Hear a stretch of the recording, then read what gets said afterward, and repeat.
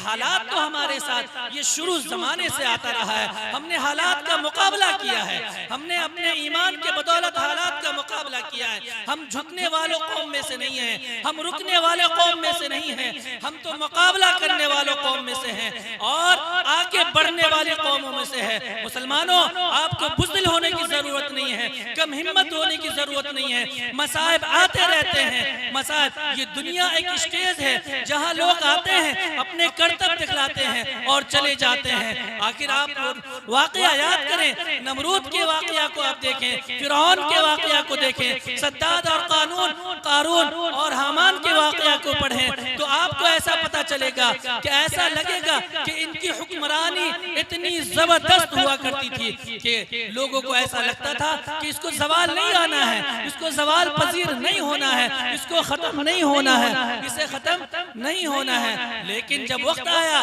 जब बगावत हुई और जब जुल्म और सितम हद से ज्यादा बढ़ गया तो अल्लाह तबारक व तआला ने जो पकड़ की है उनकी, वो दुनिया आज भी उस तारीख को याद करती है।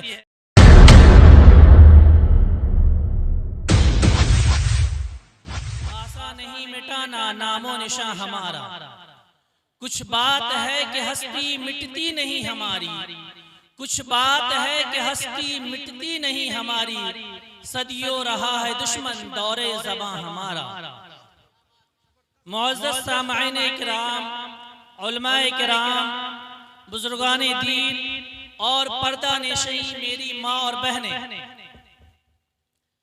अल्लाह तबारक व तआला का एहसान है, अल्लाह तबारक व तआला का करम है कि अल्लाह तबारक व तआला ने हम लोगों के वक्त को कामयाब बनाया और लोगों की बनिस्बत अल्लाह तबारक व तआला ने हमें ऐसी मजलिस से जोड़ दिया जिस मजलिस में नूर की बारिश हो रही हो। उलमाए किराम यहाँ पर तशरीफ फरमा है, उलमाए किराम यहाँ पर तशरीफ फरमा है और दीन की बहुत सारी बातें हमारे दरमियान आ चुकी हैं। मैं समझता हूँ कि मज़ीद बहुत ज़्यादा गुफ्तगू करने की ज़रूरत नहीं है।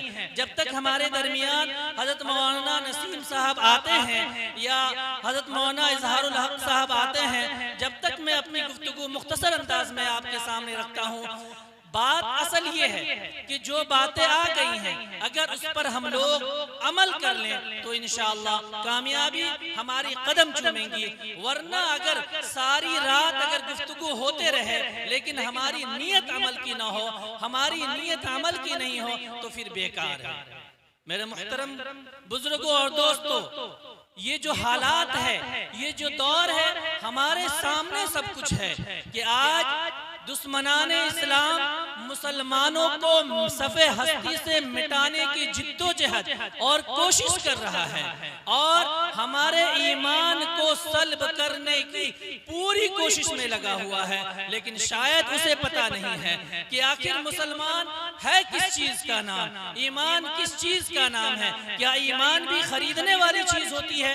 क्या ईमान का भी सौदा करने वाली चीज होती है? लोग जो ये कहते हैं कि हमारी बच्चियां गैरों के साथ चली गई हैं, हमारी बच्चियां गैरों के साथ चली गई हैं, अपने ईमान को का सौदा कर ली हैं। मेरे मुहतरम बुजुर्गों और दोस्तों, मैं आपको बताऊं, जो बच्चियां गैरों के साथ गई हैं और ईमान का सौदा की हैं, वो हकीकत बात यही है कि वो ईमान का से नहीं है।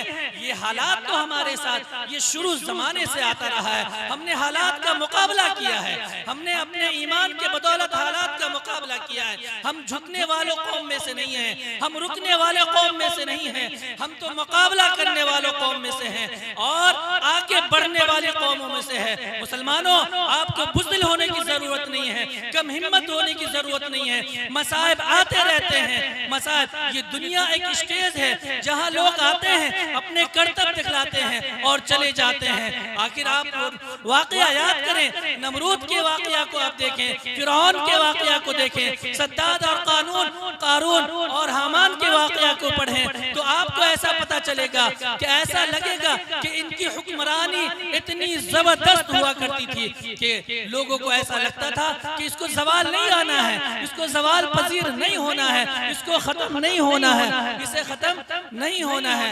लेकिन जब वक्त आया, जब बगावत हुई और जब जुल्म और सितम हद से ज्यादा बढ़ गया, तो अल्लाह तबारक व तआला ने जो पकड़ की है उनकी, वो दुनिया आज भी उस तारीख को याद करती है।